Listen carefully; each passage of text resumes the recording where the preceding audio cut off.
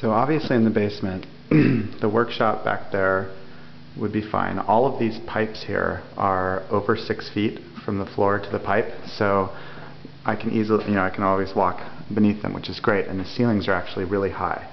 So that's really good. The laundry room, there's plenty of space. There could be plenty of storage in the back area there.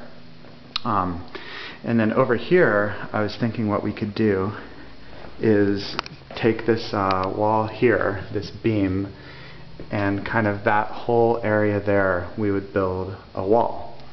From the stairs, you'd come downstairs, there'd be a wall right here. So you would come down the stairs into this area, and this would be a playroom.